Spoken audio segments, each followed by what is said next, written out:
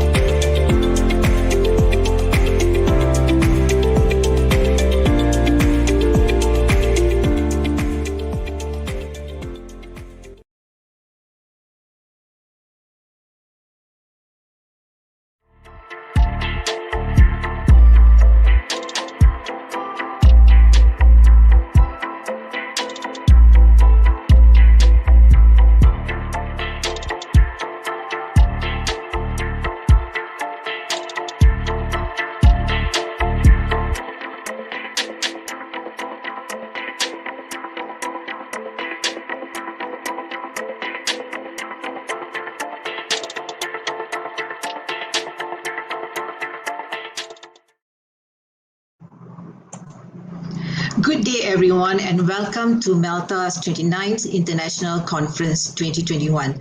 A gentle reminder before we begin. Should you have questions for our speaker, please post them in the chat box provided. We will attend to your questions. In the educational fraternity, we live and die by our assessment successes and failures. So it is with special excitement that I am pleased to welcome David Booth from Pearson to our third plenary session. David is the Director of Test Development for Pearson Test of English and has developed test items such as PT Academic. He's also involved in the development of Versant tests and has worked previously at Cambridge Assessment, British Council in Hong Kong, Malaysia, and South Korea.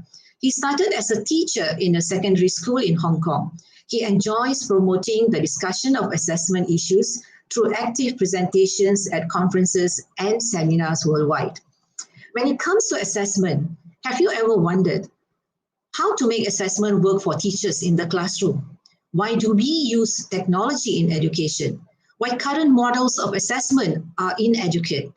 How integrated skills testing makes testing more relevant and useful? How artificial intelligence helps us to give richer and quicker feedback? How does the global scale of English ties this with learning outcomes in the classroom? And how do you think this would benefit teachers and students? To find the answers to these questions, please join me in welcoming Mr. David Booth.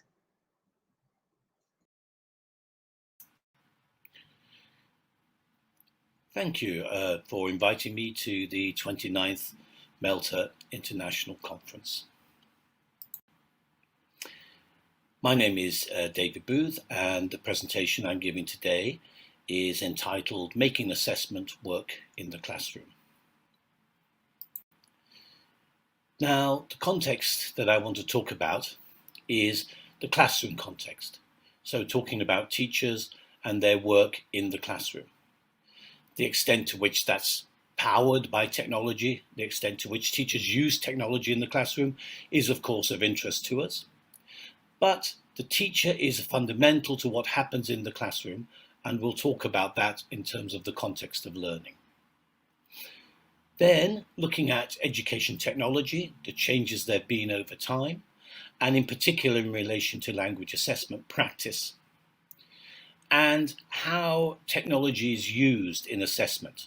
And the two areas I want to look at in detail is the automated scoring of responses, speaking and written responses, and the use of integrated skills testing, where, like in the classroom, where we use integrated skills to teach students, we're using integrated skills in assessment to make that more realistic and more purposeful.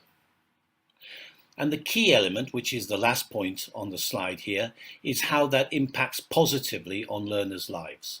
So how can we, in a sense, get that circle between the technology used in assessment and the classroom practice of teachers so that we can make those large improvements and gains in their language ability. So the context of learning. Now, of course, we can learn languages in different contexts. We can learn languages in our day-to-day lives, in our interaction with other people, listening to music or watching videos. All of these are ways in which languages are learnt.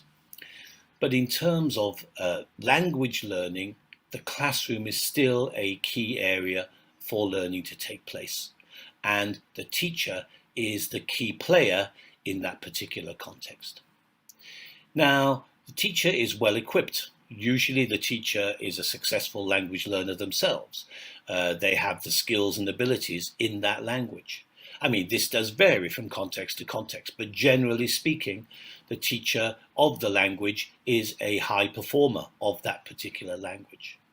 And so in the classroom context, they're able to guide students, give them feedback, tell them where they've gone wrong, correct their utterances or correct their mistakes.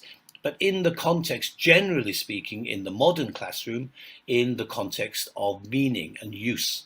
So most teachers are using communicative or some level of communicative methodology, and where teachers are helping students by giving them the appropriate language that they need for different situations. Similarly, the teachers, as I said, are successful learners themselves and are fostering learning in the classroom. They know what is successful language behavior and what isn't. They have good ideas about how to motivate students. So this context, the classroom context, is vital to ensure that students are able to learn language. And technology is an enabler. So particularly in assessment, we use technology, but also in the classroom, we use technology to enable learning and assessment. So what about educational technology, and how has that moved over the last well, certainly over my career in language teaching and assessment? How has that evolved? I think most of us who have been in the classroom context or who've been in the assessment context for those years would have seen a great many changes. I remember when I started teaching, this was actually a very useful machine. It was we called it the Bander machine. It was a machine that we used to make copies of worksheets and things like that. So as we're trying to bring the language to life in the classroom, as a lot of teachers do, we were preparing worksheets that would help students, that would focus on, in this case, particular areas of vocabulary or particular areas of language. Of course, things moved on, and computers started to come into the classroom, and this is an example here of what we used to call a computer lab, which is rows of computers on which there were activities which students could do in order to improve their language skills. At the beginning, fairly basic activities, but moving on to more complex ideas. Of course, now computers are ubiquitous, and we all have mobile phones. We all have the power of computing in our hands. So, what do you think about in your day-to-day lives now? How has technology moved on? How do we actually make use of not just computers, but artificial intelligence? How has that changed our daily life?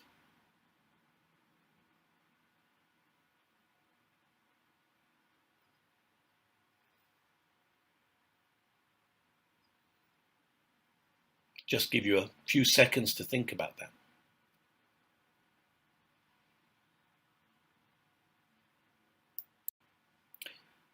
Some of you may be familiar with these types of concepts, or the idea of augmented reality, of games where you can be put into a different situation. These are becoming more commonplace, and lots of people in any case interact with computer games which use different levels of artificial intelligence in order to power those experiences. Flying taxis, not quite happened yet, but we all know that technology of the car that doesn't need a driver is coming closer, and there will be a day when indeed the AI technology will power these forms of transportation. But every day, people are using search engines, and these search engines are using AI, using powerful algorithms in order to give you that information, to send back to you the kinds of things that you're looking for. So in everyday life now, we are seeing AI as becoming more important, and of course, that's going to happen with education, teaching, learning, and assessment.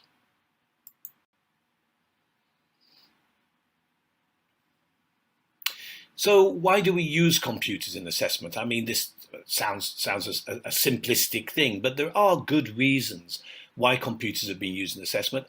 And I'm not talking here specifically about AI, because computers have been used in assessment for quite a long time. But why do we use them? And the answer is really that we use them for the same reason we use computers for all other things in our daily lives. They're quicker. They do routine things without getting bored. They make fewer mistakes. They can make mistakes, but those mistakes are often the result of something that a human has done. And they make complex tasks easier. So I'll give you an example from assessment.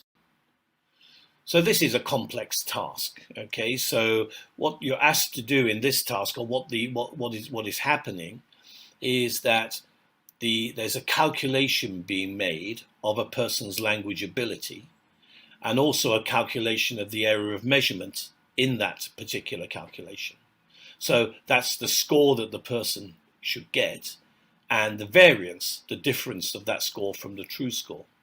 Now this is complex mathematics, but in adaptive testing, this has to happen on the fly. It has to happen every time somebody answers a question. These two parameters have to be calculated. So only really a computer can do this. So if you want to have computer adaptive testing, you need to have this ability to calculate complex formula on the fly with immediate effect. Now, AI is more than that, So when we talk about AI, we're talking about more than just simple calculation. Okay, we've had computers, as I said, in assessment and in learning for a long time, but AI brings together the kind of computing power. As I mentioned, most of us are walking around with mobile phones, which have a great deal of computing power. Data, all the information that we know is processed about ourselves or processed about somebody, and the power to look at that data through that computing power, and the algorithms, the programs that are being developed, which are developed, which can help those computers make decisions. And of course, as many of you will know, AI is in fact moving on from being programs, powerful algorithms and programs. These are now becoming algorithms which the machines themselves work out. So in AI, the important thing is that computers start to learn from themselves and start to set the parameters. And we'll see this in some of the work that we do, that the computers are setting the parameters for the scoring of certain pieces of language. Rather than the human saying, oh, you should look for X, Y, and Z, the computer is deciding what to look for in order to assess those particular pieces of language. And in terms of Pearson, the company I represent, what do we do? Well, as I said, we're focused very much on the scoring of speaking and written responses. We use adaptive algorithms, the ones that I showed you earlier, for placement testing, for example. We use the data that we collect from students about their performance on every question. We link that through learning objectives to learning material. So it's that what you might call a virtuous circle. So so in the assessment procedure, what did you not do well, or what did you get wrong? Well, what does that mean in terms of your language ability? Okay, so now what should you learn in order to compensate or work on that particular piece of language? And it's not all about remediation. Similarly, it could be, well, what do I need to learn to get to the next level? So we often call this stretch activities. How do we get people to learn more? What should they focus on in order to really improve their language?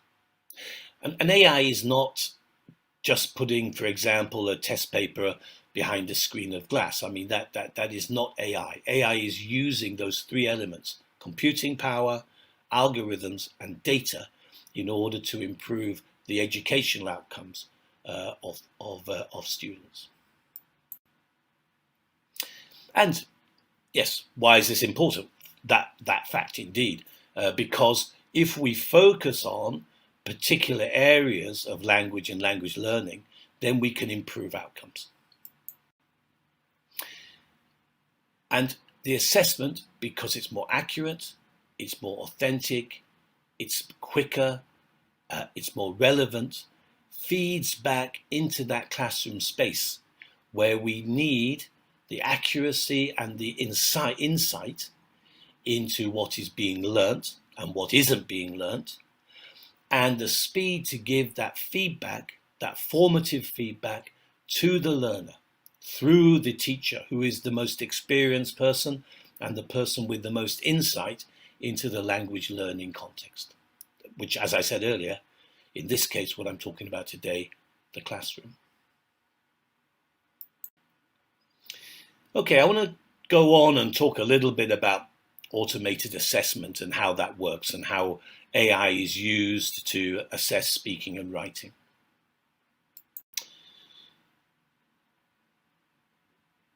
Now, just think to yourself for a minute, with your knowledge of language assessment, the strengths and weaknesses of the human and the computer. What do you think, in terms of the assessment of speaking and writing language performance? Can artificial intelligence be used for that purpose?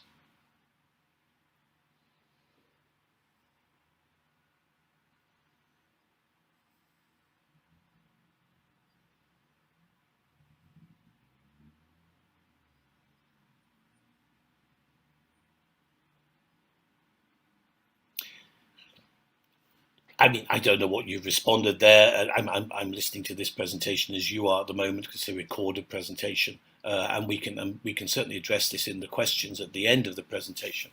But my feeling is, well, it is being used, so yes, it can be, but maybe there's limitations. Maybe it's not, maybe it's not fully fledged as a lot of technology, is developing. And yes, that's true.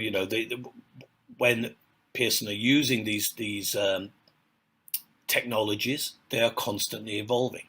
So a good example is automatic speech recognition. Now, we've been using this technology for over 10 years, and 10 years ago, automatic speech recognition was not at the stage that it's at now. It has come on. So as the automated speech recognition has improved, so has the technology that Pearson uses to utilizes to do the assessment. So we're using improved automatic speech recognition to help us basically analyze the text and the speaking samples that we get from the test taker. And these are used, the analysis that you saw there are used in the transcribing process. So, changing the speech that we have into a written text. So that's transcribed in order for us to do further analysis on those particular speech acts. These are also rated. We all of this automated scoring is dependent on a group of highly trained, specialized raters who are rating all of the samples that we collect for the calibration of our speaking items. Excuse me. And I'll just break. And these, excuse me, these marked texts are used to train the automated scoring engines. Independent of that, we have a validation of those particular ratings. So the engine is trained, scores a sample of essays, or in this case, speech, and then those samples of speech are again correlated with expert human rating. So the machine is trained on the expert rating, and then a separate set of data is used to check that scoring is accurate.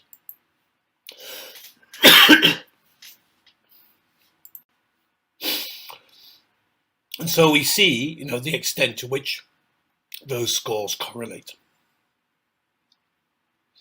If they don't correlate, if we get a low correlation, then that particular item will not be used. This activity happens for every single item that we use in the test.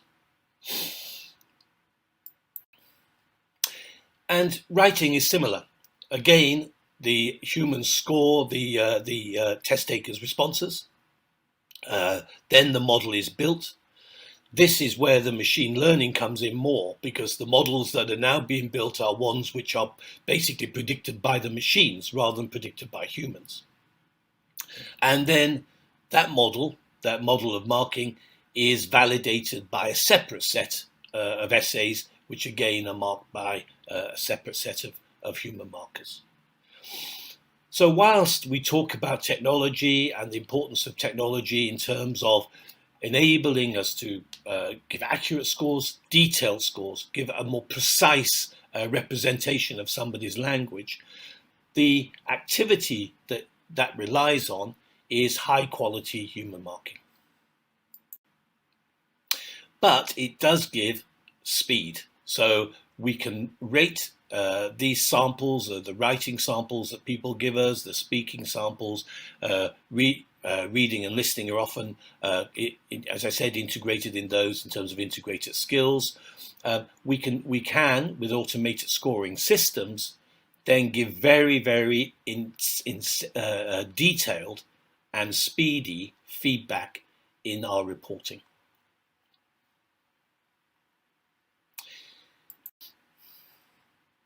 Now, I won't dwell on this slide too much, but many people will say, well, I still think the human scorer is better. I don't think the machine scoring can represent the great breadth and the nature of language. And it's true to some extent. The types of items that we use in automated scoring are ones which are generally more predictable in terms of their outcomes.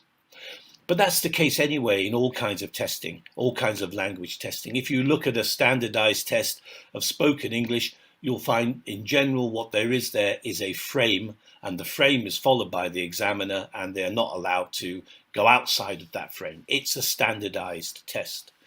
So there's nothing really which is so different in the types of questions that we ask in automated scored tests. But there's a lot of difference in terms of accuracy, a lot of difference in terms of bias, and in general, human markers, and many of us, myself included, I've been a human marker for many years of different tests, and we know that there is a great deal of variability in that scoring. And machine scoring, with its limitations, is far more accurate, far fairer, far more predictable, and gives deeper insight into the learner's language level. So I mentioned earlier and in the presentation that I wanted to talk about integrated skills testing. Now, this may be new to people, it may not be new. It's certainly not new to teachers. Integrated skills teaching has been a part of the classroom for many years. And many people here on the talk will know that, before you get somebody to read a passage, for example, they may listen to something, or, you may give them some questions. You're not just using one particular skill in isolation. Look at this chart, for example. Okay, so this is a common way of testing, and I wouldn't say modern. I would just say it's common. It became a sort of standard way of representing language and language skills. So the idea that there are separate skills and there are separate papers for those skills, even though that's clearly nonsensical. I mean, you take, for example, a listening paper. Now, of course, at a very low level, a listening paper may be listening and responding by choosing a picture, for example. There may be little other language involved. But most listening tests that I know involve quite a large level of reading. In order to respond to the question, you have to read the question, and sometimes read the question carefully. Often, the answer is not in what you've heard. The answer is disambiguating the meanings of the different sentences that are written and put in front of you. Similarly, in many listening tests, you have to write. You may listen to a lecture and write a summary of that lecture. And in some cases, that's your listening score. You don't get a score for the writing that you've done. You just get a score for what you seem to have listened to in that particular. It comes under this band here, listening. Similarly, there are papers on reading. Now, reading tends to be more just reading, but again, it's not in the classroom. In the classroom, a lot of activities are reading and writing. But in a standardized test, you get this compartmentalization, you get these separate scores. A speaking score, for example, here of 16. Well, what does that mean? Because that speaking test has required you to listen. If you couldn't listen, you're not going to be able to respond appropriately to the questions, or the examiner's questions, or the picture you're supposed to describe. So there's limitations, and a lot of information is lost in this kind of test where you are testing listening and reading and writing in the paper, but you're only giving credit to that listening score. And in fact, the only score here is the end score, which I put question mark, but I'm sure if you quickly add that up, it comes to 71. Now, 71 on this particular test is the most meaningful score, because that at least is the score of as much as possible of the test that has been recorded and that has been credited. Now, there are better ways of doing this. So this is quite a complex diagram, but just to think, the outside of the air, the little boxes around, they are the items in a test. And you can see all of these items are contributing to the overall score. Some of these items are single skill, and some of these items are integrated skills. So some of them will have a score, for example, for reading, and have a score for writing, separate scores, but they all go to the overall score.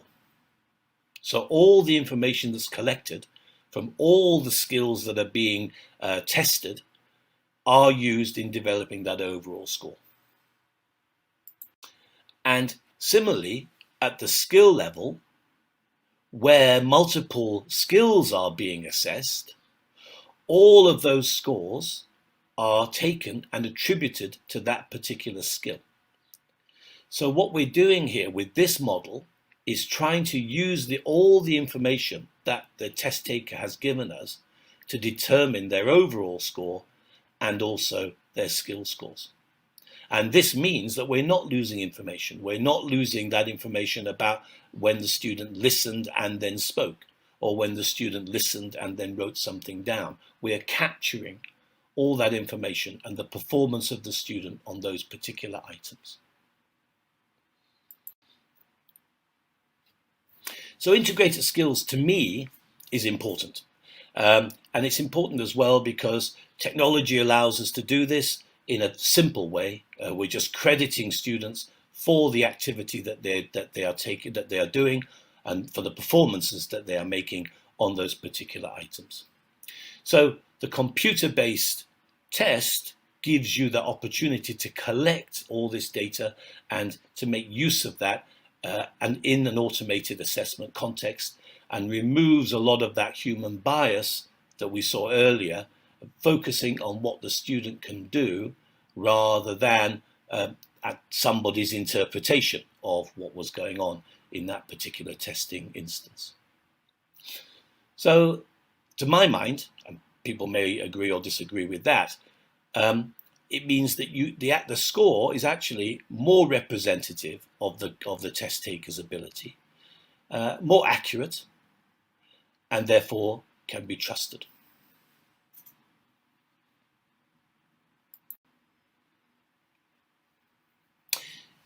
Now you might think we've moved a little bit away from the context I want to talk about, the classroom. We're talking about AI assessment of integrated skills items. But of course, that can be done in the classroom. But what you need with that model of assessment that we've just been talking about is also a model of language. And that is the link between the assessment and the learning. The GSE, Global Scale of English, is a Pearson resource, a free resource actually, which Pearson have developed over the years. And this is an improvement, if you will, on the Common European Framework. And you can see on those little bar charts, the kind of dark blue is the original can-do statements, because it's all based on can-do statements. The original can-do statements, and the lighter blue is all the ones that Pearson have developed and calibrated over the years. It's a relatively long-term project, about 5 or 6 years for the initial development, which now is probably at an end. But these are very useful resources which can be accessed, but they've also formed the basis for all of Pearson's English language testing and learning materials. So this links, so where we have a test, all of our tests are linked to the learning objectives. Where we have learning materials, they too are linked to these learning objectives. And as I said, if you want, this is a free resource, the Teacher Toolkit. Honestly, I would ask anybody who hasn't looked at it to have a look. I mean, it takes 10 or 15 minutes to see if there are things in here. There's quite a lot actually in here, but there may be things in here, very useful tools for a language teacher. I wish when I was a language teacher I had some access to some of these resources. And it's fairly easy to find. There's other things called Teacher Toolkit, obviously. So on Google, if you put in Pearson Teacher Toolkit, or you go to pearson.com, you can find that Teacher Toolkit. And as I said, the basis for all of that work is these language descriptors. So these are the can-do statements, and you can see there, similar to what came from the Common European Framework. The key difference in terms of what Pearson has done is that those can-do statements have been calibrated by using teacher judgment to the different levels of the GSE. And you can see here an example of where we get teachers to look at it, hundreds of teachers to look at it, say where they think it is on the scale, and then we use their responses along with a separate expert group to calibrate that particular learning objective on the global scale of English. Now that is important because we're using this same methodology, a slightly different way in terms of the way we calibrate the items on the test. So there's a strong relationship between the calibration of the can-do statements and the calibration of test items.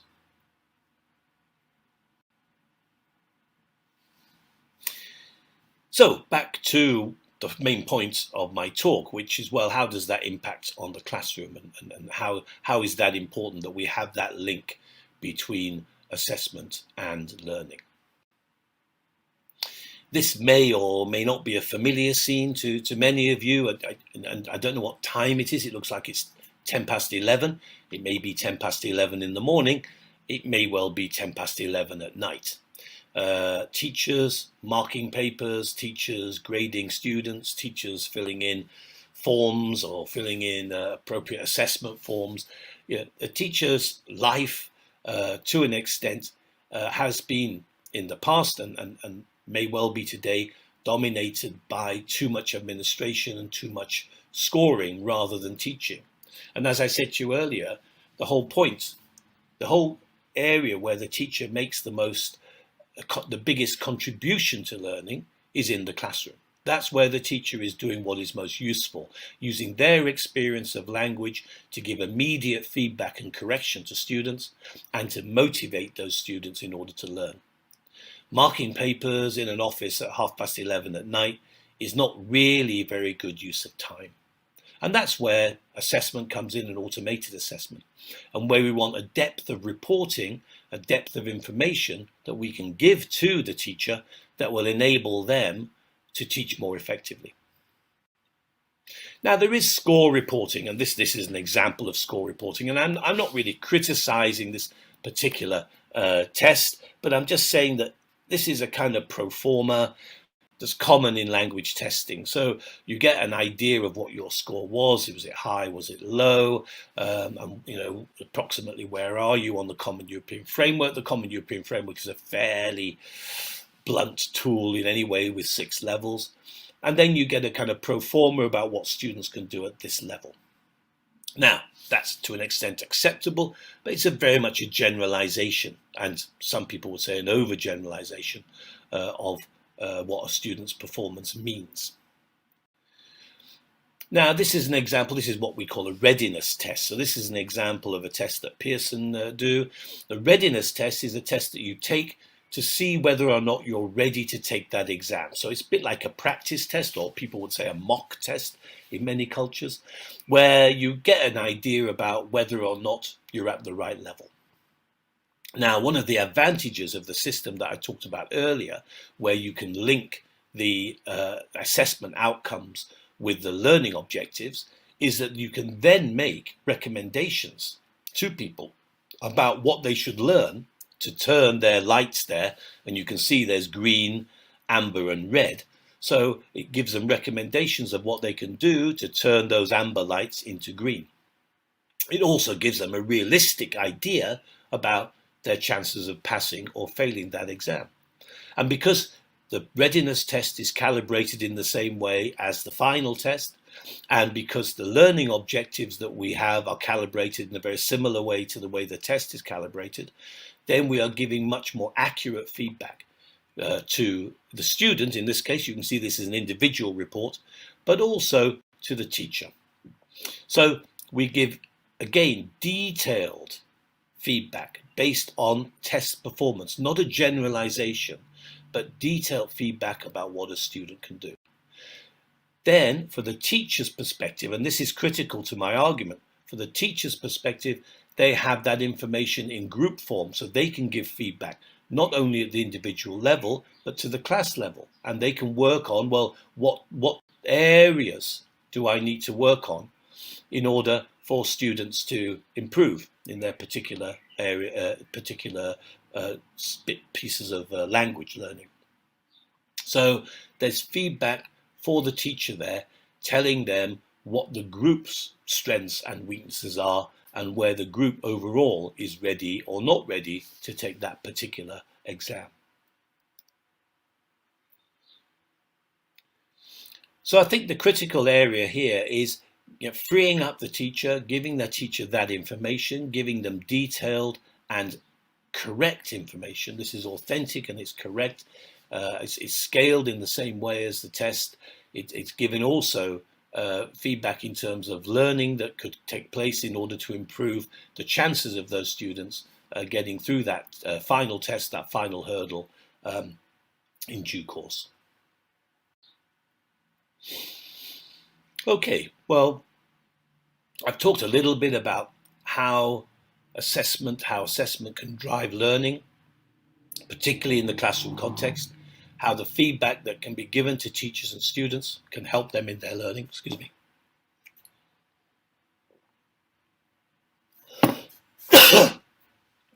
And there is further development.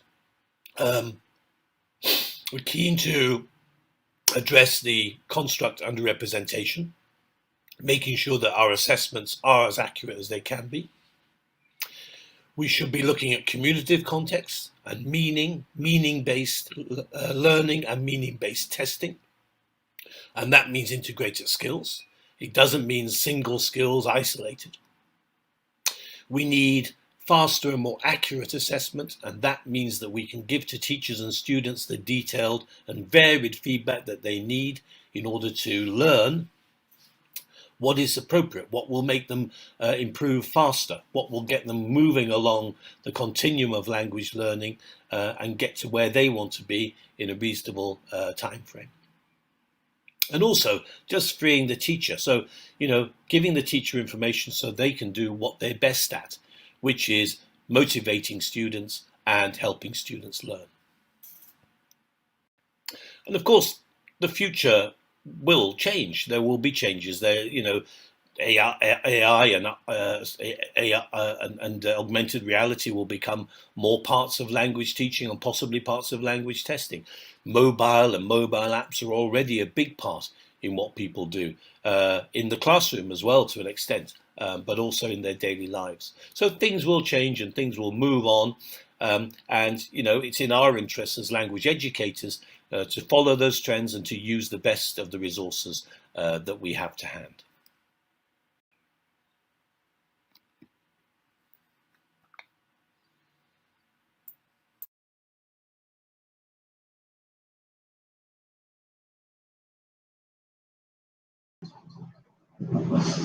Well, David, thank you very much for the insightful on assessment and especially AI. I'm very much interested with AI. There are a few questions here for you. So I just hope that David can join us here. Hello, David. Good afternoon. Yes, thank you. Hi, good afternoon. I was watching myself, so yes, so I've been making some notes whilst watching myself. But I'm very insightful. This is me back live, so yes, you have my full attention. All right, we have a few questions for you, so I hope you're ready to answer those questions. Okay, I'm particularly interested in the AI, artificial intelligence. So the first question for you, would you agree that taking proficiency tests online is not for everyone, and someone who is proficient may struggle with doing a speech or writing test online. So have there been developments to make those tests closer to natural writing tasks or actual conversations? Yeah, I think that's a very good question.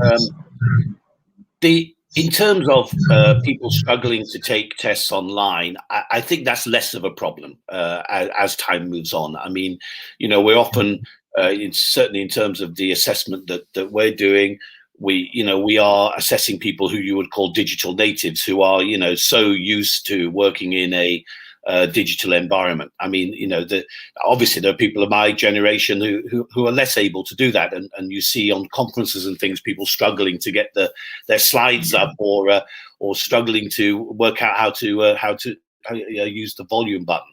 But I think that less and less so. I think the more pertinent part of that question is, are things changing? And it is computer-based assessment, and I use computer-based rather than online. I think sometimes we're rather loose in our terminology in terms of when we say something's online. But certainly with computer-based technology, yes, and I think AI is the element that's driving that forward. To become more realistic and to become more, and what we're trying to test is communication that is meaningful and purposeful, and so in context. And technology should help us to actually contextualize the language better. So that's something that I think is a welcome development, because I think what we've been stuck with for the last 30 or 40 years in assessment is a lack of context, a lack of communicative context, a misunderstanding of the nature of language, and the fact that, we very rarely use a single skill when we are using language. So I think there are opportunities and lots of developments in that area. Mm-hmm. So one personal question that I would like to ask you, would there be a possibility if I were to sit for one proficiency test, and let's say I get a C1 for it, and I sit for another proficiency test and I end up getting a B2 or B1, would there be a possibility?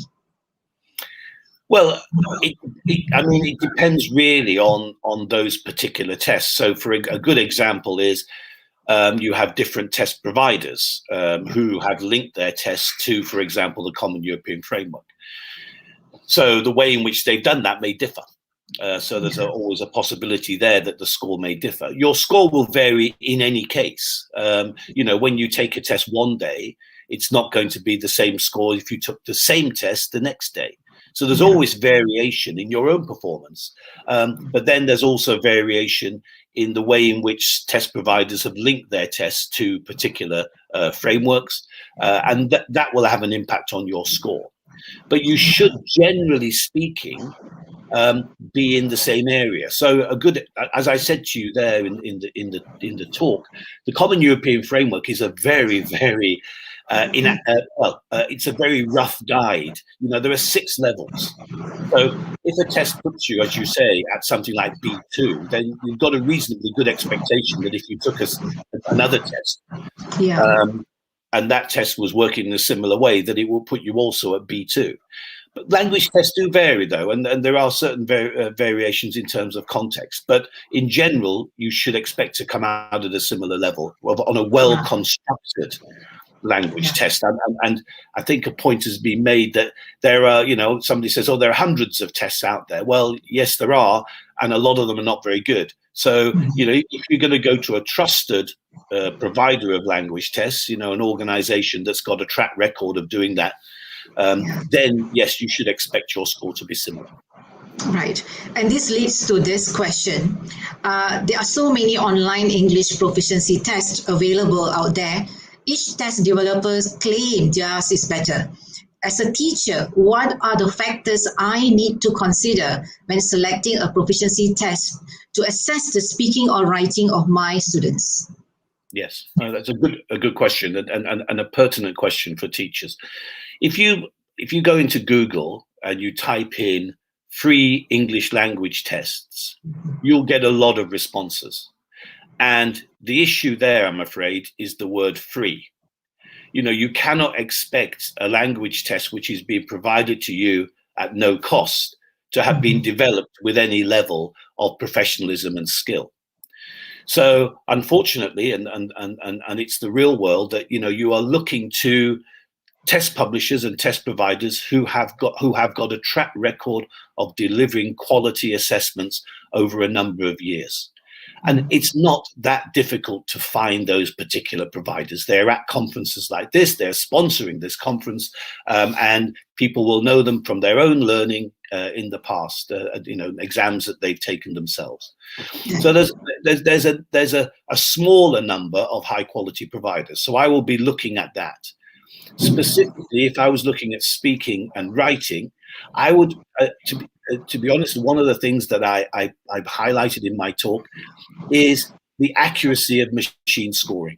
So the criticisms of machine scoring and automated scoring is that it's restricted and constrained, and you don't have freedom to talk as you will. You don't have the freedom to quote from Shakespeare or quote from Shelley. But no language tests give you that freedom. So in the real world, you're looking at, well, what do I want from my speaking and writing? I want a fair, unbiased score.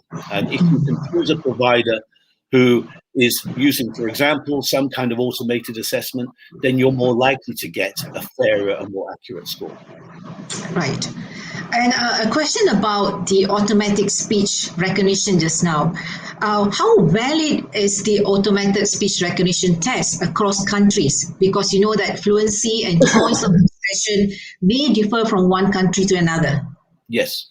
And this is an interesting question, because the way in which, and I think you can see from the slides that I had, what you're doing in effect is building a model.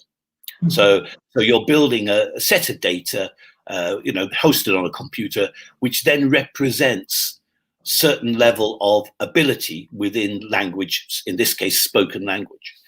And as you rightly point out, there is variability, and certainly certain forms of English have different pronunciation.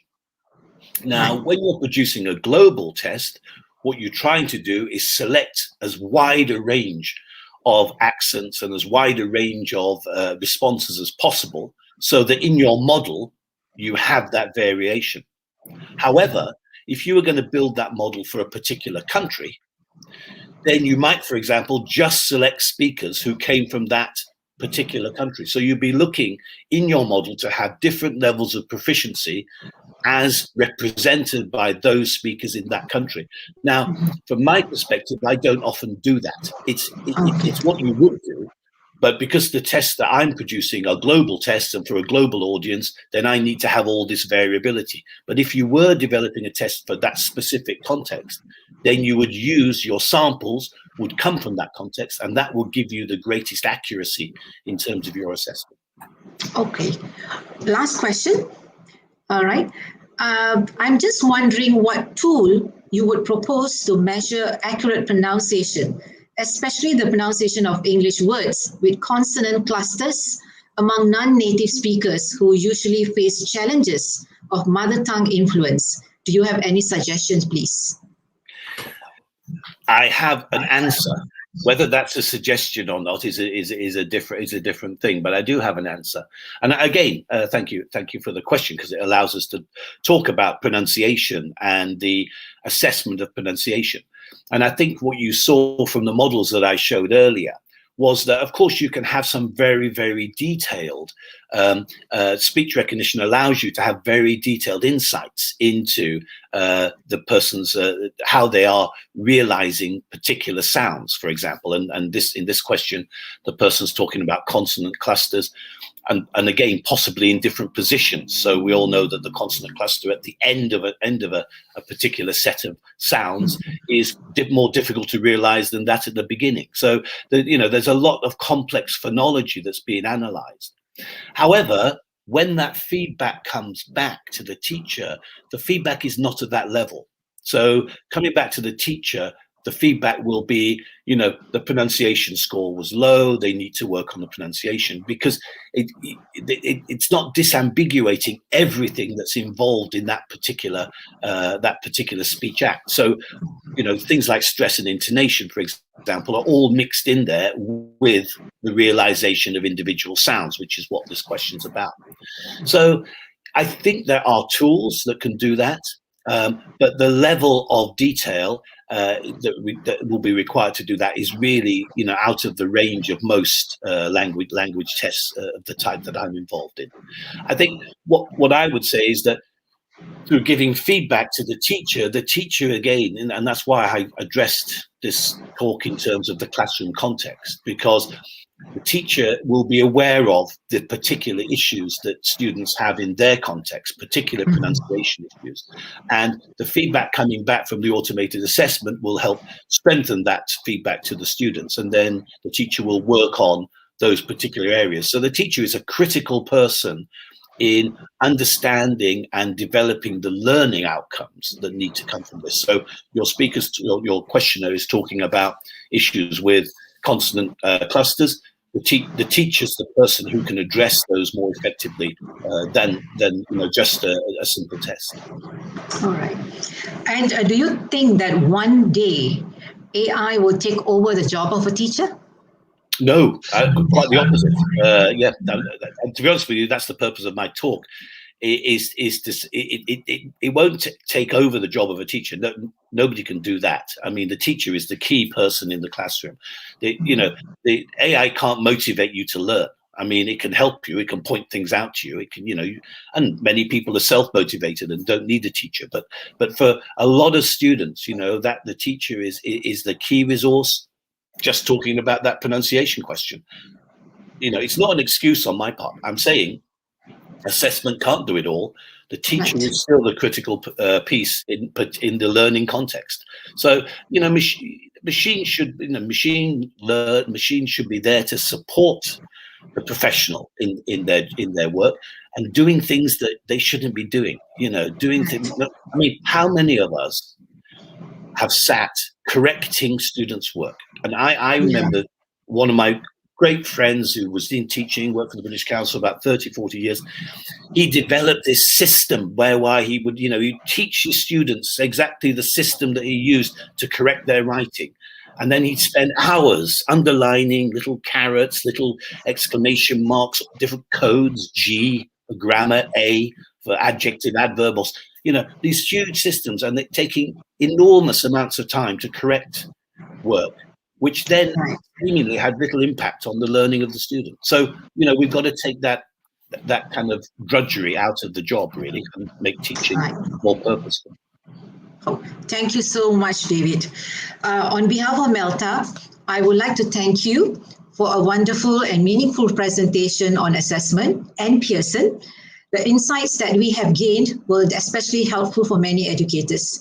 So with this, ladies and gentlemen, we have come to the end of the plenary session.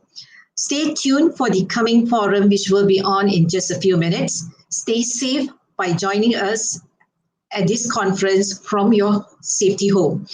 Thank you, everyone, and have a good day. Thank you, David.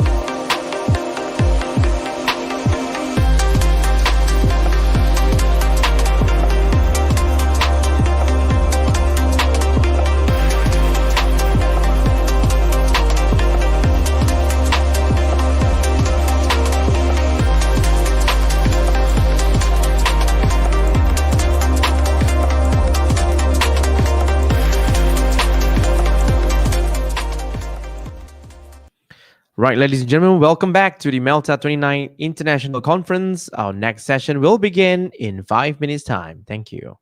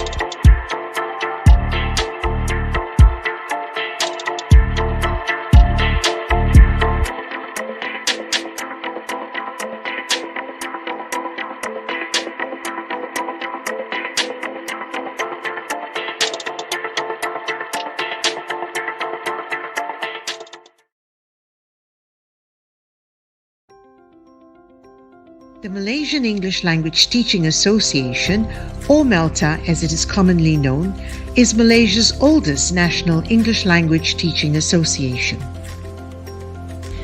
Founded in 1958, the association has grown significantly over the years.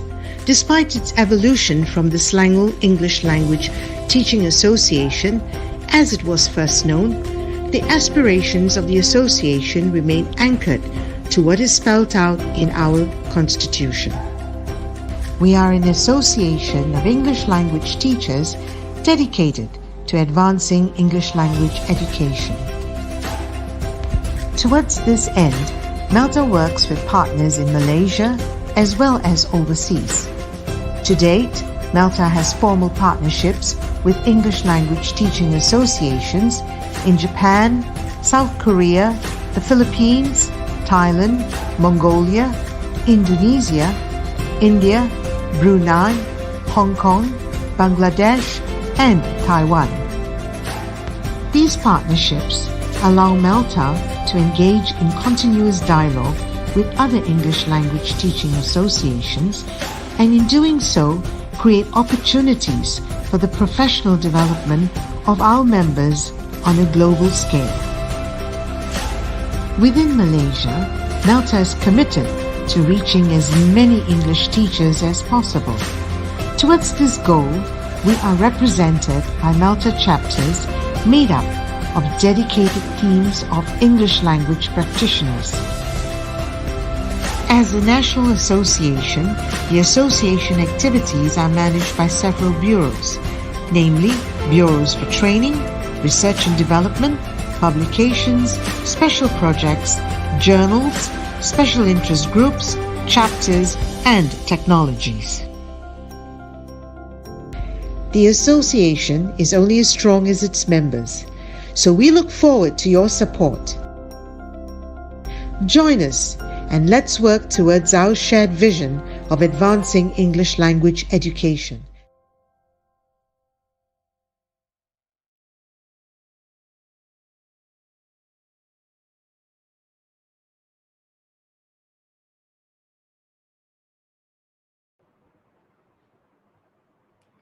Welcome, everyone. This is track 4. I'm Wei Kyung, the chair of literature. Before I begin today's session, I would like to do some housekeeping. Please allow me to share my screen.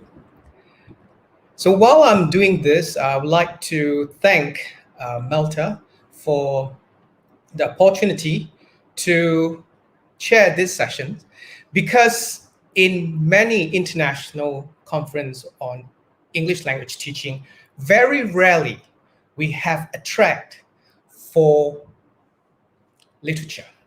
So literature is long in the traditions of MELTA.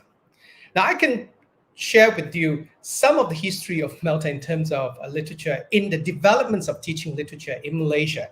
If you look at, for those of us who are familiar with MELTA, we know that two strong advocates of literature in Malaysia are in MELTA.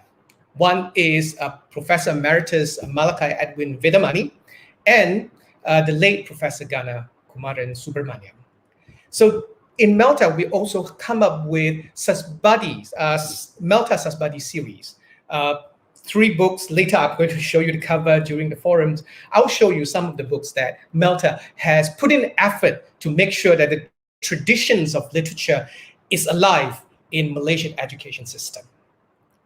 Now, track 4, literature, will begin at 3:10 until 4:45. Okay. A little bit of housekeeping. Now, any announcement will be done through chat box. And please stay updated by checking the chat box from time to time. It's very important, because later on, I have one task for you to do. Next, you can type your comments, questions, suggestions in the chat box, and I will moderate those questions for you for the first session. Now, without further ado, let us begin our forum. Teaching Literature in English and Common European Framework of Reference for Languages, Challenges and Strategies. In Malaysia, teaching literature in English has a strong footing. It begins in 1960s, or even earlier if you want to look at it, from the perspective of teaching English as a second language. Literature plays different role in our lives when we want to develop the proficiency of English language. So therefore, English literature is always been part of the English language curriculum in Malaysian schools. Now, in 2013, Malaysia adopted Common European Framework of Reference for Languages, CFR. And one of the issues which researchers has been talking about is that it has very little reference to the learning of literature or incorporating literature into our classroom. And another issue that we face is, it is a reality. Sometimes if a component is not specifically listed in the examination, teachers might not teach it. So with this context, I would like to invite two practitioners in Malaysian school. First, I would like to welcome Miss Lim Laipo. Okay, she is currently teaching at Sekolah Kebangsaan St. Francis Convent, Kota Kinabalu, Sabah, okay, across the South China Sea. And next, we have Mr. Ikhwan Hazard bin Idris. He's he's teaching in Sekolah Menengah. I'm so sorry, the one S is missing there. Okay, Sekolah Menengah Kebangsaan Kubang Telaga, Bachok, Kelantan. Now, in order for me to get them to tell you more about their classroom practices as well as for them, I will get them to speak to you. I think that is more authentic. And as I forgot to introduce myself, I'm Tu Wei Kiong. I'm currently working in University of Nottingham School of Education. Now, without further ado, I would like to welcome Miss Lim Laipo to share her thoughts as well as her practices in teaching literature. Over to you, Laipo.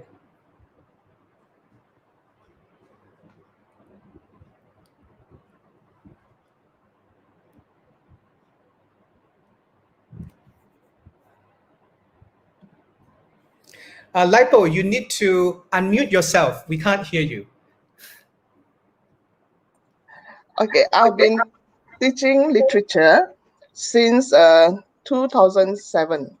I'm trying to, when in 2007, I tried to teach literature because that is the time when the Curriculum Development Center, they keep on giving courses to all the teachers, asking us to try out literature in the classroom. And it is very challenging because as teacher, we do not know how to carry it out. So over the years, I have used a lot of activities and methods. So I feel that now I am more comfortable teaching literature in my class already. Yeah.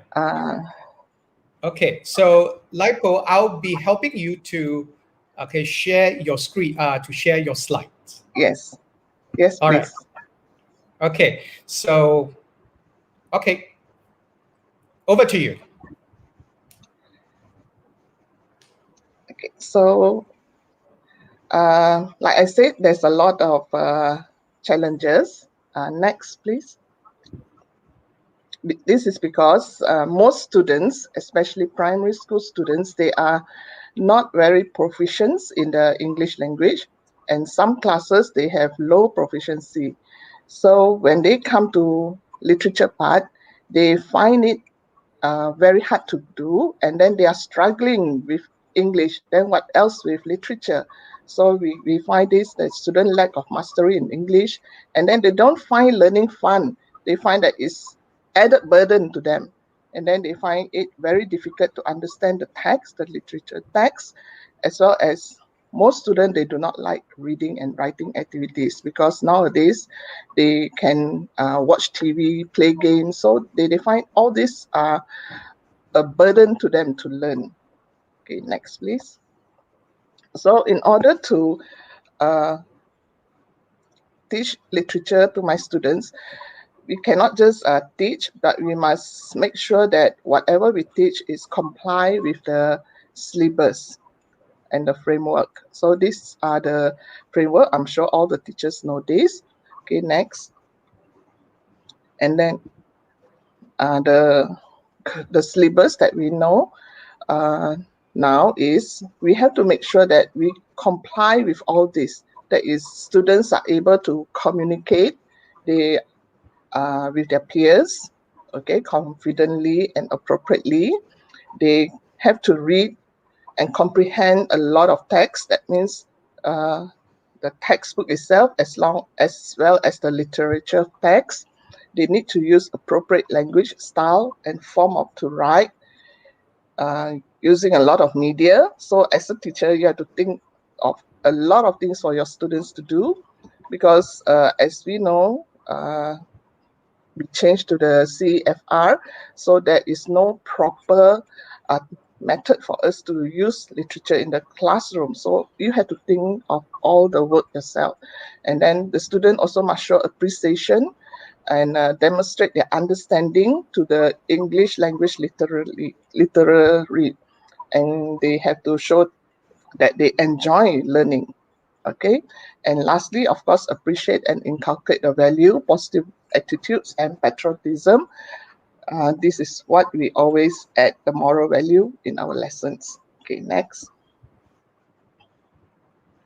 So for the strategy, as all teachers, we have the before the reading, while reading, and after the reading. So for all these stages, there are different activities that we can carry out with our students.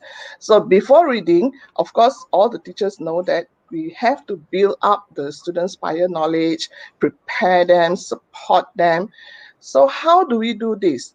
So I have a few activities, which I'm so sure all of the teachers, you have this as well. Okay, next.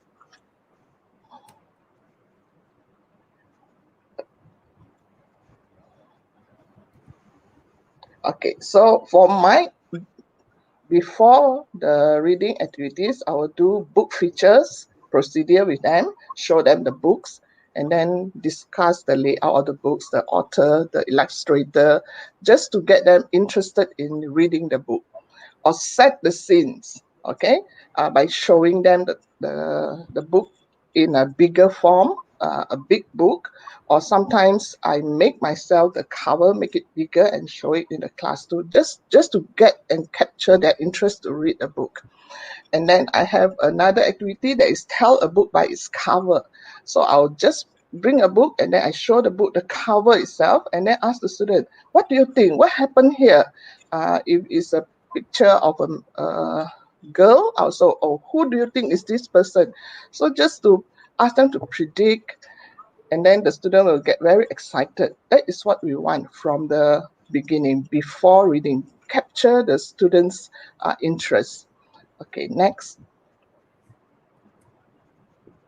So for while reading activities, we also need to monitor our students' understanding, because there are a lot of difficult words that our student might not understand. And then we need to we need our student to identify important information from the literature text.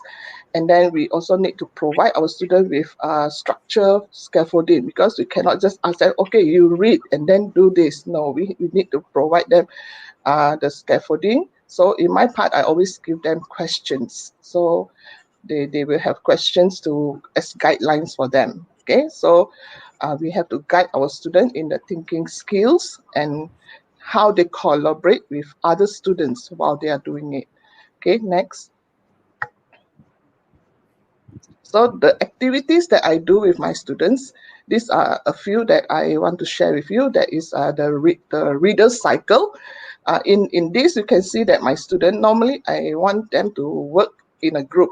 So I'll give them the scaffolding questions. Okay, so the question is, if you were the author, what would you make happen in the story? So they won't read the whole text. They will read part of the text and then they will think, oh, if I am the author, I might change certain part of the text. So the student will discuss. Okay, so you can see the reader circle, they will discuss, or oral summary. They will stand in a group and then they will summarize whatever they have read. So in a group, normally for this activity is about 10 students. So they will read, one student will read about 2 pages and then they will discuss among themselves. They will summarize and then everybody will get the whole text. So I like my student to read the books not while sitting down. They have to like stand up, walk around. So they feel that no, when there's movement, they don't feel bored. They feel more alive when they are reading the book. And then the next one is read and think. So in this activity, what I do with my student is one student will stand up and read a page or a paragraph, and then you'll ask, okay, what do you think until now? Or what do you think will happen the next after this? Then the rest of the student, they will think and then they will try to discuss. But in this activity, I will only provide one book because the rest of the student, they won't have the book. Only one student will read. Because if you have a lot of books, some students, they will read faster or some they don't even bother to read. So one student will read, the rest will listen.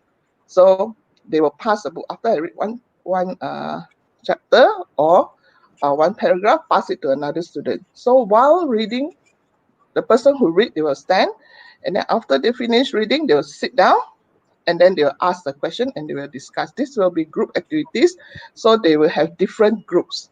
So definitely the class will be a bit noisy, but it is the learning is there. Okay, next. Okay, this is the most important part in a literature classroom for me, because I feel that after the before and while activity, the last activity is really where we can assess the student, or where we can see whether the student have reflect or respond to the text, and then whether we can ask them to select or organize relevant information that we want them to do. Or we can use the literature text that they use as an opportunity to further develop their language. Okay, so the activities actually are boundless. So here I'll share to you some of what I have done in the class. Next. So one of it is imagining. Imagining is normally for very low proficiency class, or the class that they are really they find very hard to speak in English, or they have very few English in their vocabulary, or they really can't master the English well. So what I do with that is I always ask them to, okay, for the chocolate factory, what I ask them to do is imagine that you win or you won the golden ticket. So how does your golden ticket look like? So they will draw it out. They imagine and draw it out. So imagining. Or you can ask them to, okay, imagine that you are the owner of the chocolate factory. How does the chocolate factory looks like? So these are the activity that the student love to do, even though they have very few words in English in them, but they manage to do it. Another one is giving advice or guidance. Okay, in this, you can ask the students. For me, what I did is the story that I use with my student is the Robin Hood. So when they read the story Robin Hood, then I ask them, okay, give advice to King John. As you know, King John is not a very nice person, but give advice to King John on how to be a great king, how to be a good king. So the student, they will be thinking, oh my, King John, how to make him be a good king. So they have more activities. They will think, and then they will list out on what to give. Reenacting and to retell the story, this is very common. They can work in pair or they can work in group. They can do role play. Okay. Then writing a letter. So we can, in here, this activity, we can teach them the format of letter writing, and also imagination, critical thinking skill is there also. We ask, like me, I ask my student to read the story Cinderella. Then after they finish reading the story, they have to write a letter to Cinderella congratulating her as the new queen. So the student will write the story. Hello, dear Cinderella, congratulating her. So that is writing a letter. Another one is writing an announcement, like in the same story. You can have more than one activity. So another one is writing an announcement. The king throw a party for the prince's birthday. So how does the invitation card look like? How does the announcement look like? So the student have to think, and then they will do this. And then the last one that I want to share is be an ambassador and a reviewer. I use this a lot because to be an ambassador and a reviewer, what the student need to do is in a group of 5, they will first, they will read the story first. In here, I will use the story like, normally I use a story like a Malaysian story, like Putri Gunung Ledang, and then the student will, when they discuss, they will discuss all the good points, why they like that story. What is the good point on Putri Gunung Ledang? Okay. Then after that, in the group, because in your class, if a 30 student, you will have 6 group. So one of the student, they will stand up and then they will go to another group. They will tell, okay, just now in my group, I find that this story is good because then they will give the details. Maybe they have 3 points or 4 points. They will tell to another group. And then they will come back to their own place. When they come back, because each group will have one ambassador, will go to the next group to tell the story. So when you come back, your friend will say, oh, just now our point, this is our 4 point, but the other group, they give another different points.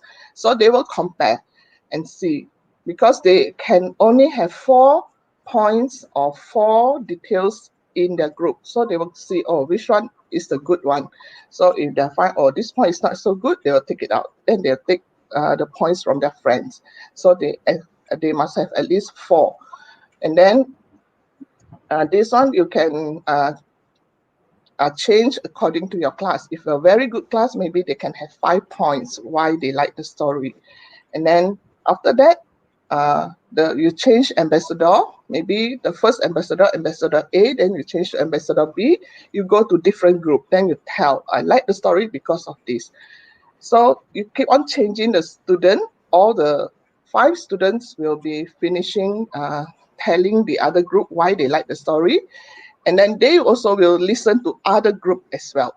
So this is the time where the student learn to think and speak, and also be a reviewer. That means they review, oh, our point is not that good, or our point is good, we stick to it. So we teach our student to be critical in the critical thinking skills. So this activity is, I feel, is very good for us to do during the literature lessons. Okay, next. So this is part of my students' work. One of it, like I said, the golden ticket. So you can see that this is done during the online teaching, PDPR, because I cannot do face-to-face with the students. And then because I've been doing this since last year and this year, so you can see that during class they can draw it in their exercise book, and then during the PDPR they can do it online in using computer. Okay, so you can see that they have their own imagination and then they can do it. Okay, next. This one is the chocolate factory. You can see that they can draw. This is from a very weak class. Okay, next. This one is another one by giving advice, like I said just now about Robin Hood. This one I used during my Google Classroom. Okay, next.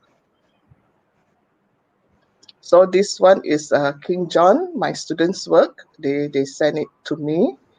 So you can see that they advise King John, and then some of them they give me in PowerPoint also, their work. Next. This one is Cinderella, also online teaching. Next. So these are the letters that the student wrote. So you can see that the student, they learn the writing format, okay, as well as the English. Okay, so next. This one is the announcement about the prince's birthday. So like I've been saying that teaching literature over the years, these are some of the activities that I'm sharing with you. I hope you all can try it out. It is interesting and can make our student keen for your class. Like my students, because now for literature in primary school, we only use a few books. That is for year 5, I'm teaching year 5, we are using And Something Weird Happened. Because the student read the book very fast, so we need to use other literature books to complement them. Okay, next.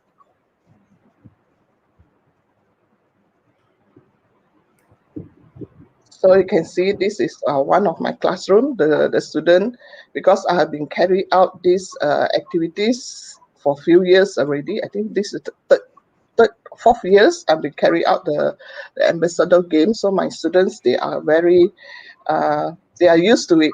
Okay, the ambassador game is not only carried out during a literature lesson. You can use it for any other lessons. You can use it when you are teaching grammar as well. So they can go to the group and say, if you are using grammar, then you can say make sentences. Then the student can go to the other group and say these are the sentences my group use. So it's a very versatile method. Okay, next. This one is the, like I said, when I use Malaysian Legend, they have Bujang Senang, they have Mashuri. So the student will, during the ambassador game, they will go and tell what they like and what they don't like. So they will write the letter. You can ask them to write a letter. Then they write a letter to their friend, and then they will say which story they like, which story they don't like, why they like the story, and why they don't like. So that is how I try to make my student to learn literature and also try to comply all this according to the syllabus.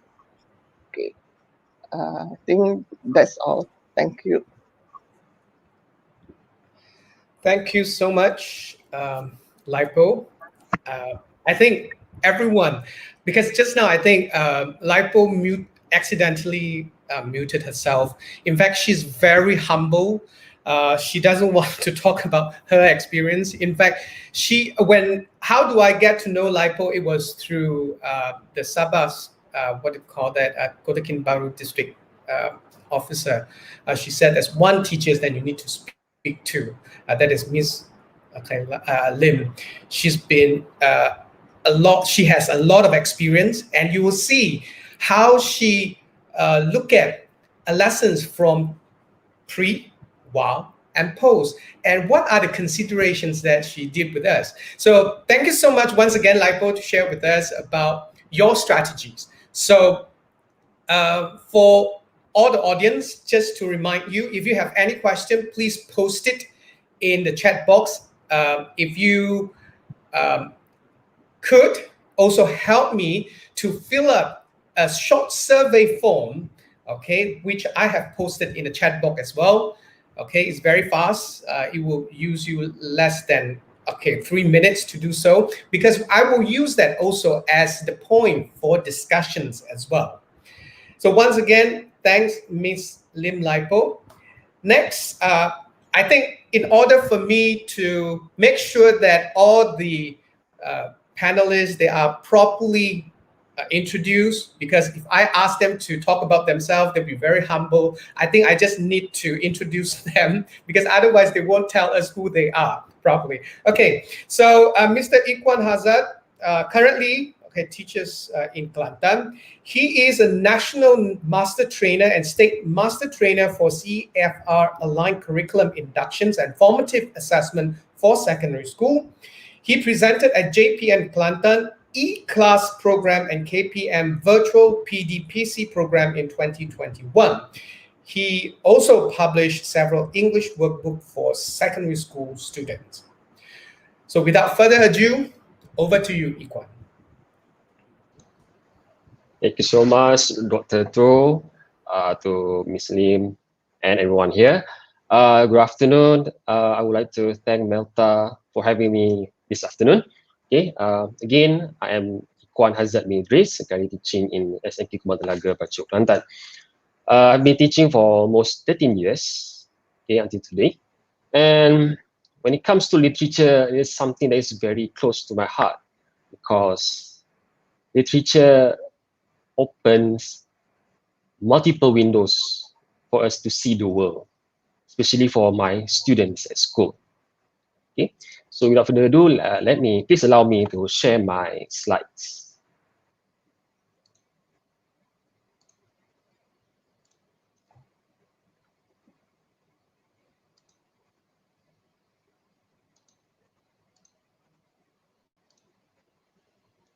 Okay, as the title suggested for our today's forum, Teaching Literature in English and Common European Framework of Reference, CFR, Challenges and Strategies.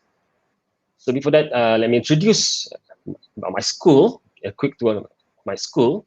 The location is located in a rural area in the district of Bachok, Kelantan. Okay, the school is surrounded by vast green paddy fields, as you can see in the pictures there. And then about the pupils' background, the majority of my pupils are locals who are staying near the school. And most of their parents are working as farmers, doing odd jobs. Okay, they're raising cattle, goats, and so on. So the number of pupils are there 457 pupils in the school up to this date. Okay, a brief introduction on literature in action, LIA. So what is LIA? Literature in action. For secondary school pupils, they are required to learn literature in action, LIA, as it is one of the modular approaches in the standards-based curriculum for secondary schools, KSM. The other modular approaches will be listening, speaking, writing, reading, and also language awareness.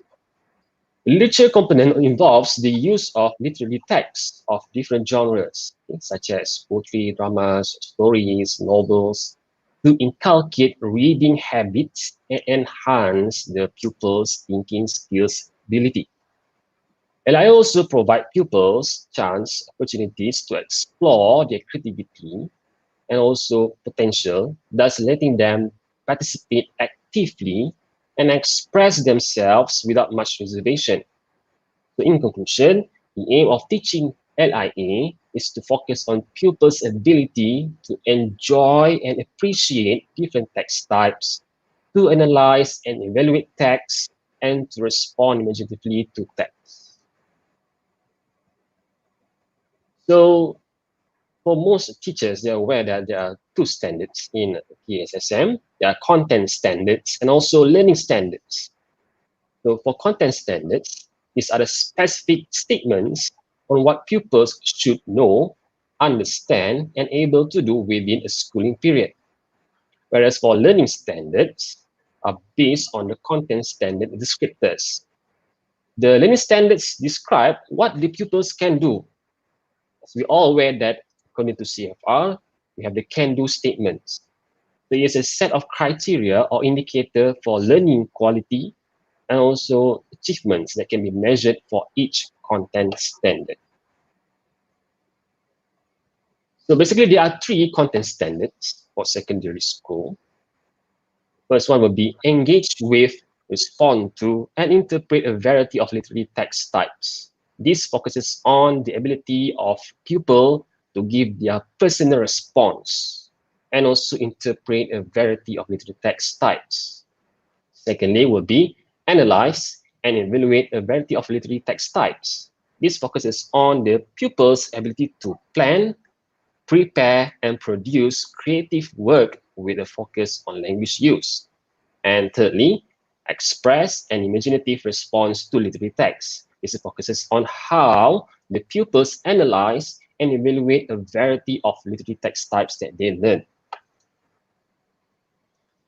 So these are the examples of literary texts that being used for lower secondary forms that I used to use for my Form 1, 2, and 3 pupils. And these are the examples of literary texts for upper secondary.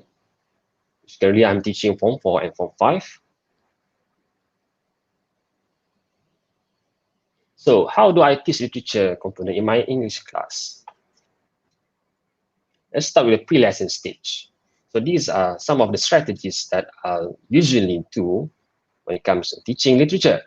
So of all, I'm using a combination of medias and realia. So I would ask my pupils to watch short video clips, listening to a conversation or songs. Okay, they also read or watch content from the internet. We are all aware that our pupils are very into the internet these days. Okay, and now we have our online learning session and so on. So this is very close to them.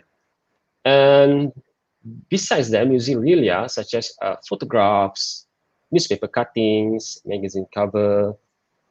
Especially this can be done not just during online learning session, but also when we are in a real classroom. Virtual realia is also another option for teachers to try. And then information-based activities. So here I have tried an activity called Find Someone Who. This is to initiate interest in the pupils at the beginning stage of the lesson. Okay, so the pupils need to move around the classroom, find their friend or partner that share the same information, the same background. For example, if I ask my pupils, okay, how many of you here have been to certain places? Okay, so they will find the person that share the same location as I asked them before. And then for personal response activities, this is not just my favorite, but also for my pupils, okay, because they love to give their response because it is very important for us to activate our pupil schemata in terms of linguistic and content, because you cannot straight away serve them with the topic of today's lesson. You need to initiate them, have to drag them, engage them before we ask them to read text. So this is a very crucial stage, crucial activity for me when it comes to pre-lesson stage. Another thing is introducing and also reviewing vocabulary. Most of my pupils are quite slow learners, I might say, right? So I need to introduce and review important vocabulary before we're going to read text. So this is a key stage to ensure the students won't get lost or discouraged when reading any literature text. And also reviewing vocabulary is also crucial to check on students' past knowledge. Okay, so here I will use application like Wordle, Mentimeter, Nearpod, also Jamboard. So they will throw in any words that they can think of, they can remember of that related to the lesson topic. Now let's move on to wild lesson stage. Of course, when it comes to literature lesson, whether you like it or not, whether your pupils like it or not, they have to read the text on their own. But here I would say we must ask them to do independent reading, but it must be a meaningful one. So pupils need to read the text on their own first, okay, to avoid passive involvement or relying too much on their teacher. Okay. Before they start reading the text, perhaps a teacher can set a certain task. For example, okay, please read the first paragraph and identify who is the character. So this is we call it reading with an aim and a mission. Okay, they don't need to finish reading everything to avoid confusion, disappointment, or switch off. Because if you just ask them, okay, read the whole passage, they just read and they don't know what they should do. So that's why we should give them a meaningful task while they're reading the text. And then I also apply a strategy called choral reading. I think this is a very common activity for many teachers. So this one can be done individually, in pairs, or in groups. So this is to, to build interest, okay, so that the students feel they can participate more actively in the class. Okay, and also this also improves their fluency. And then it's cooperative learning. Cooperative learning can be done in pairs, in group work. Okay, so think pair shares is a very popular term that all English teachers use when it comes to lesson activities. We have think pair share, we have think pair square, and so on. Another activity that I would do during wild lesson stage is a jigsaw, okay, where you can assign each pupil or you can assign each group with different tasks. For example, group A, they will work on the first stanza, group B work on the second stanza, and so on. So after we have given a set of time, and then each group will exchange ideas, talking about the stanzas they have worked on earlier. Okay, and then this one will be information-based activities. This is just to make sure that the pupils understand the text. Okay, so we give them comprehension questions, multiple choice questions, fill in the blanks, and so on. Another interesting activity that I always do with my pupils is running dictation, because this is where sometimes I found that my pupils love to move around in the classroom. Okay. They dislike to be just sit down and answer the questions. So some activities like running dictation is very engaging, where all of my pupils can move around the classroom, work together with their friends, with their group members, while answering the question, while responding to the question related to the text they have learned for that lesson. Now let's move on to the post-lesson stage. Just like what Adam Lim said earlier, this is the most exciting stage, not just for teachers, but most certainly for the pupils, for the students. Because this is when they can showcase their creativity. Okay, so personal response activities. So normally I would ask them to write short online diary, journals, okay, perhaps writing emails, okay, description about a person, and then they can also use their smartphone to record a short video presentation describing or expressing their feelings or emotions. Okay, example like when teaching the poem, The Living Photograph. Okay, right now since we cannot meet our pupils face to face, so I would assign them with this kind of task where they need to record themselves, telling us about telling us about one memorable photograph to them and who are in the photos and so on. Another thing is drawings. Okay, amazingly, when it comes to drawing pictures, is not just suitable for the low-level proficiency of students. Actually, it is suitable for all levels. I've tried this with the fast learners, with the slow learners. I found that drawings can sometimes really, spark the creativity. Sometimes when the students are always accustomed with writing, writing, answering questions. So sometimes we have to mix the activity. So we ask them to draw. Another thing is online postings. Okay, we know that secondary school pupils, okay, they are always online, okay, browsing the internet, browsing the Instagram, Facebook, TikTok, and so on. So why not? We try to incorporate this for the post-lesson stage. And as a language-based activities, I ask them to produce a big book as a group, and then answering offline online quizzes. We have all the quiz applications now. We have quizzes, we have Nearpod, and so on. And another thing is a role play. Okay, a role play, something that is very fun to do with your pupils. Maybe here we should not focus more on the fluency and so on. We just focus on the content of their play, so they can enjoy the activity. Next is gallery walk. So this is suits for group work, so where they can showcase their work to the classroom. Okay, this also can be done online. Okay, where you can use a Jamboard, you can use Nearpod, and so on. And here, that's why I said by using online collaboration board, sharing ideas and thoughts. So I want to show you samples of my pupils' work. So these are the drawings of my pupils' version of the grammar in the poem. So you can see that they draw based on their own imagination. Here is I'm using the Pod Collaborate board to post about their memorable photograph. So I post a question, upload one photo that is memorable to you, then explain why in the photo, where and when it was taken, and why it's memorable to you.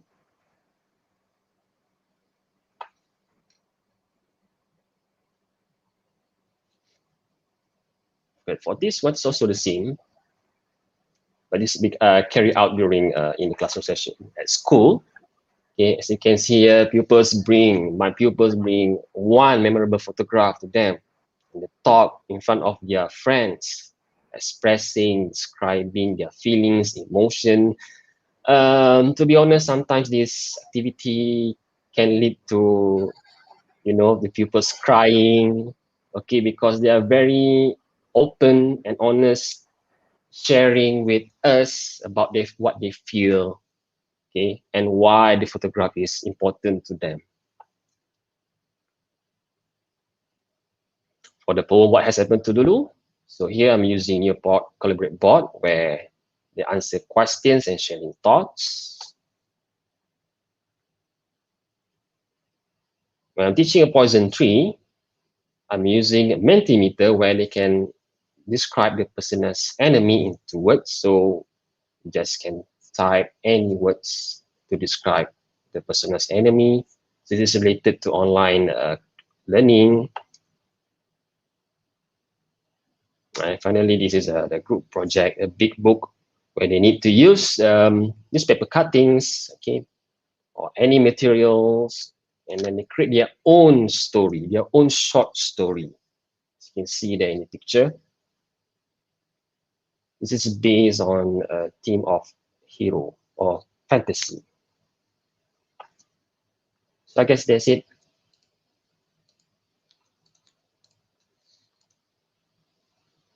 Thank you so much.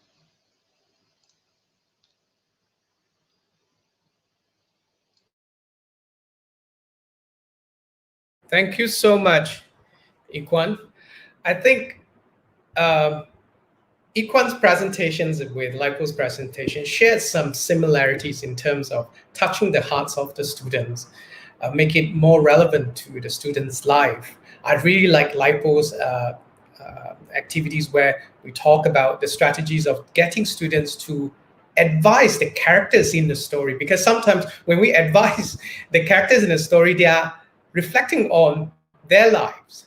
And then like Equan's big book, as well as show and tell, that's also one way of doing that. All right. So ladies and gentlemen, please keep your questions coming. However, I've got 2 questions ready. So Lipo and Equan, get ready. This is the first question. Maybe I start with Lipo first. Lipo, this question is from Dr. Cynthia. She asks, sometimes people say that teaching literature is a bit boring. What's the difference between teaching literally text with teaching reading comprehension? What's the difference for you? Lipo, you need to unmute yourself. Actually, for me, actually there's not much difference between comprehension text and literary text, depending on what type of comprehension text. Some comprehension texts are story-based, so you can use it as a literary text as well. But what is more important is how you make it relevant to the students, how you make it like, oh, this is fun. So before you just say, okay, this is the comprehension text, read. It won't be fun for the student. They will not read. They will find that, oh, so tedious. Read again. So you make it fun. Like, okay, if I want them to read some literary text, before reading, I make sure I have some pictures to show my students. Then they will know, oh, have you seen this picture before? Have you heard about this before? Okay, why not we look at the textbook on this page? You will find out. Or we have certain words here. Can you read in the textbook and link this word in the text? So the student will quickly read, oh, that word, okay, it's almost same here. So they will read the text. So that's how I make my student read. That means as a teacher, we really need to prepare our work before we go into the class. We have to think of how to make our student read. Because sometimes the student, when you go to class, you see that, oh dear, read again. So they will not read. So you must make the activity exciting. And then another thing I would like to do is I don't make my student read the whole text. I always make it part by part. So they find, okay, it's not so heavy for them when you make the text. Okay, group 1, you read first paragraph. Group 2, you read second paragraph. And then after that, ask them, okay, just now they read the first paragraph. What do you think about that? Now, what can you add to that? Is the reading nice? Can you read better? Okay, second group, your turn to read. I hope you can read better than the first group. So they will read. So that's how I make my student read.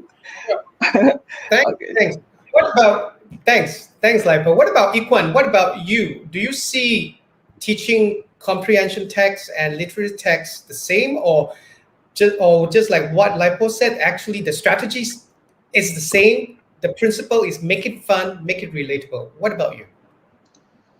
Well, in my opinion, I agree with what Mrs. Lipo said earlier, that we have to make it fun, make it meaningful for our pupils when it comes to reading literary text. But at the same time, we cannot avoid from asking our pupils to apply all the reading skills like skimming, scanning, right? So I know, yes, I agree that sometimes people feel it very challenging to read a lengthy text. So it's up to teachers to find creative way to aid, to help their pupils to enjoy reading the text.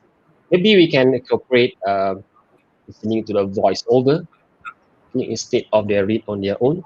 So there's another way for teachers to make it more meaningful for the pupils. Okay. All right. So next is about CEFR right now, because it's our topic. Because the CEFR, the framework that we adopted previously in 2001, they didn't distinctively has the component of literary arts, language arts component in it. And in 2018, the companion of the revised CEFR, in terms of reading side, they have put in 3 points. One is reading as leisure activities. expressing a personal response to creative text, including literature. Third is analysis and criticism of creative texts, including literature. Now, if we bring it back, this framework, CEFR, because we are using it in Malaysia, in our language classroom, in our system, do you think that what we are doing right now, maybe based on what you are doing, do you practice what was mentioned in there? Let me repeat: reading as leisure activities, okay, expressing a personal response, analyzing and criticism of creative texts. Lipo, maybe start from you first. Okay. Like you have seen my students' activity, so when they expressing their how should I say, when they are expressing themselves, so it is part of the CFR already. So if they say they like the story, why they like the story, they are actually doing what is in the CFR wanted. So like this, another thing is like because I'm in primary school, so normally my students are based on A1. So like A1, the can do is like I can understand and use familiar everyday expression and basic phrases aimed at the satisfaction or need of concrete type. So my student, as long as they can express, they understand the story, and then they can use it and relate it to everyday use. That is why I ask them to write letter to the character, or sometimes write a diary, or sometimes they will write in the literature book that we have is something weird happened. So I would ask them like, okay, if you have magic, what will you do? So it connect with their everyday life. So it is part of the A1 component already. So it does help to grade the student according to the CFR. Okay, thanks. What about Ikwan? What about you? I think in terms of the responding personal response is very strong in your just now your presentation. What about in terms of critical analysis of the text itself? Do we in literature in action in secondary school, in CFR as well as your practice, how do you incorporate this part in there? Well, it's quite challenging actually. But talking about my own pupils, because when you need to analyze and criticize the text itself, they need to have a set of skills. I mean, how they read between the lines. Because when we look at the content standards in the case exam, okay, they do need to analyze and criticize the text. Okay, so for teachers, I know that when teaching literature, it's not all about giving personal response. They should respond the text analytically. Okay, looking at the stylistic approach, okay, being used in the text and so on. So yeah, again, I think teachers need to need to develop their pupils on how to analyze, on how to criticize a certain literary text that being used in the classroom. Okay, thanks. So the next question is also about CFR, because CFR is about can-do statement. How do you find it using the can-do statement in working with your students when it comes to like primary school is language art, as well as in secondary school is language in action? So how do you assess them? Do you use the can-do statement with them as well as per what you are doing for teaching the proficiency class when you are teaching them the language proficiency, do you use the same can-do statement? Do you use the same criteria? Maybe this time around, let's start with Ikwan. Okay, to answer that question, yes, I would say that the can-do statement is very important. Okay, every time we teach not literature but also for the other skills, because we need to think about the idea of an ownership of the lesson. The pupils, the students should know what they are going to achieve by the end of the lesson. So that's why we must introduce the can-do statements to our own pupils.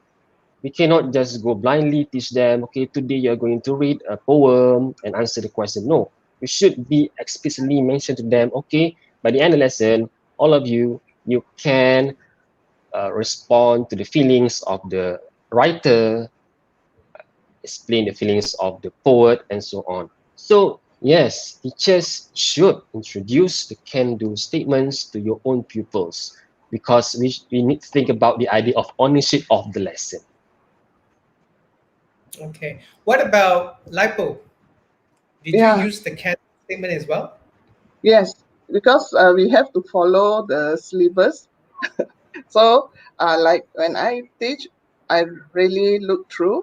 So normally because primary school, so our level are lower. Our can-do statement is like can introduce themselves and others and ask questions about each other. So I link it to literature, so they can ask questions about the character. So they can ask, okay, do you know Mashuri? How does she look like? So they can say, oh, she's pretty. She is a very determined lady. She is strong. So they will discuss. So that's how I grade my student about the can-do statement. So depending on the literature text that I use. Sure. But another question is about the can-do statement. Do you think that it needs to be more details to help school teachers to use it in a classroom when we deal with language, art, and literature in actions? Because I myself, when I interpret it, sometimes even for proficiency, it's quite broad. Do you think that there is a need to push it a little bit further so that more teachers will feel that, okay, for teachers, there will be more scaffold for them when they use it? What about you, Ikwan? Well, Dr. To, personally, I feel that the can-do statement stated in the scheme of work actually is already detailed enough for teachers. Because look at, for example, the standard start with the verb express. Yes. I know for some teachers, how do you go about it? So I think this is a chance for teachers to use their own creativity. Maybe they can ask their pupils to write something to express their feelings, or perhaps they can express their feelings orally. Sure. So Ikwan, sorry to interrupt there. But the question here is because sometimes when we go by the can-do statements in terms of the language, will we overemphasize on the language part? Because according to parents in 2010, when it comes to teaching literature, sometimes the questions that we are looking at, are we testing the language? Are we assessing the language? Are we assessing the knowledge? Or are we assessing the students' creativity and responses? Because will we overuse the can-do statement and it becomes too language-based? It means that the students will think that actually it has less to do with the aesthetic appreciation, but is more on the language. What do you think about such a statement? Yeah, I think that's a very strong statement there.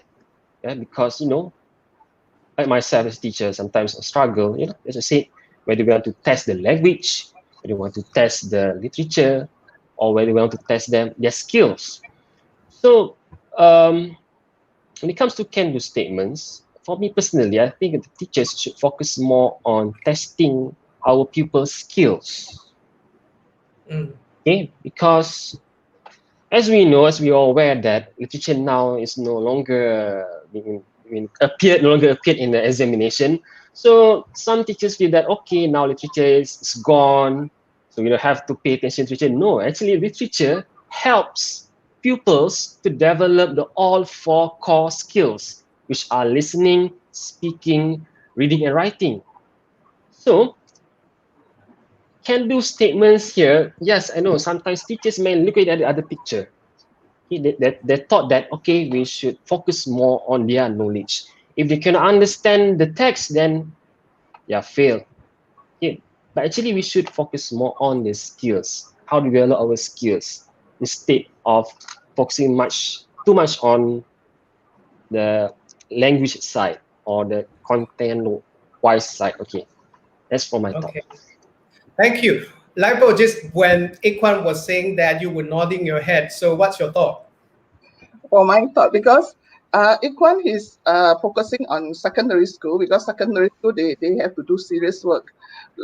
Of course, primary school you have to do some work, but as if you see on the content standard, the word enjoyment, you always come to see the word enjoyment. So for primary school, we need to make sure the student enjoy the literary text and also enjoy reading. So one of it is, as a teacher, you must show that you yourself love reading.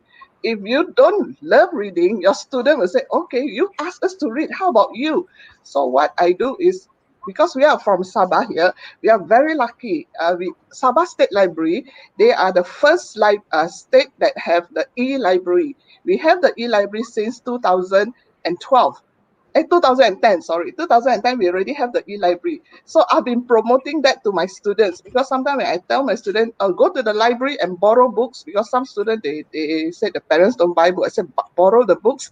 And then they say they can't, because the parents have to send them to the library, no time to go to the library. I say, you use the e-library by Sabah State Library. So now my student, every year I promote that.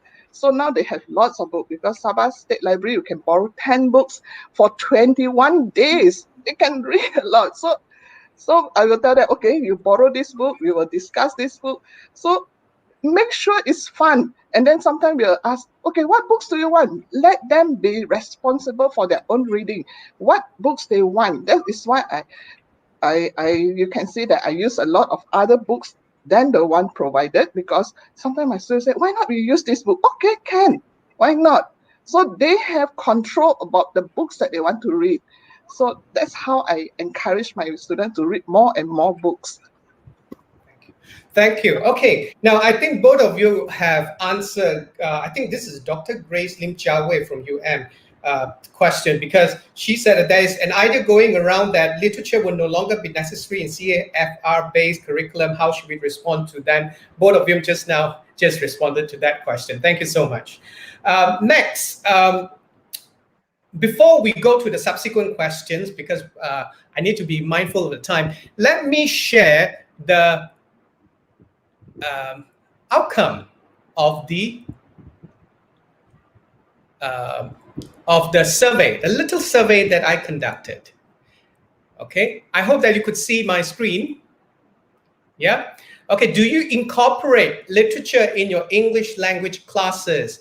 86.4 of you, there are 16 respondents. Thank you so much. Say yes. 13.6 said no. Do you believe that literature helps your students improve? Okay, improve their English language proficiency. 90.9% of you say yes. 9.1 said maybe. Yeah, probably we need to convince the 9.16 over here. And these are some of the the challenges. I think challenges definitely there will be for us when we talk about literature. So next, another question that I think everyone is lingering in their head is continue with the questions about CFR right now. People are I think Chloe Lai asked, how do you carve out time to teach literature in the middle of trying to cover the required school syllabus? Same question. All right, so let's start with Lipo. So how did you do that?